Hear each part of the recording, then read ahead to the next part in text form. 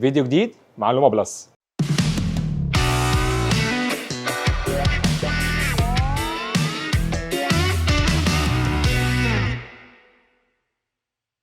هنتكلم النهارده على السمارت ديفايس واهميتها في حياتنا في تسهيل الوقت معانا، وفي نفس الوقت عن ازاي بتقدر تساعدنا في شغل البيت، وفي نفس الوقت نكون بصحه احسن. اول حاجه نقدر نتكلم عنها هنا هو المي بلندر. المي بلندر بيجي معانا بقدره 1000 واط، ده الشكل بتاعه بيجي بتصميم عصري وشيك جدا، مناسب لاي مطبخ ولاي ديكور معانا في البيت. في نفس الوقت بيجي بشاشه اوليد تقدر تظهر لنا فيها التايمر لو احنا نقدر نحدد له تايمر، وفي نفس الوقت نقدر نتحكم فيها عن طريق البروجرام اللي بيكون ظاهر لنا على الشاشه بتاعتها. هنا زي ما اتفقنا بتيجي بقدره 1000 واط، وفي نفس الوقت هنا بتيجي بماتيريال ازاز دبل، وتيجي معانا ب 12 شفره.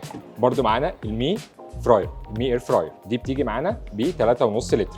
ده الشكل بتاعها من جوه، تقدر تكفي معانا 4 افراد. زي برده المي بلندر، المي اير فراير بيجي فيها شاشه اوليد اقدر اتحكم فيها عن طريقها او عن طريق الابلكيشن بتاعها المي هوم. بقدر اعرف من هنا الوقت التشغيل بتاعها، البروجرام اللي شغاله عليه، او في نفس الوقت اقدر اعرفه من الابلكيشن زي ما اتفقنا المي هوم. بعد كده الفاكيوم من شركه يس اي دو، دي فاكيوم ممتازه معايا في البيت وممتازه معايا برده في نفس الوقت العربيه. بتيجي بقدره سكشن باور 6000 باور، تيجي بمدخل شحن تايب سي الموضح معانا هنا، وهنا زرار التشغيل بتاعها. وزن خفيف جدا، ماتيريال ممتازه تقدر تساعدني. ماتيريال برده هنا يجي معاها اكسسواراتها الملحقه بيها زي التطويله بتاعتها اللي احنا شايفينها دي، اقدر توصل للاماكن الضيقه اللي معايا في البيت او في العربيه بتاعتي. وهنا برده عشان لو هقدر اعمل فيها الفرش بتاع البيت او فرش العربيه، ده زي ما اتفقنا كابل تايب سي اللي اقدر اشحن بيه.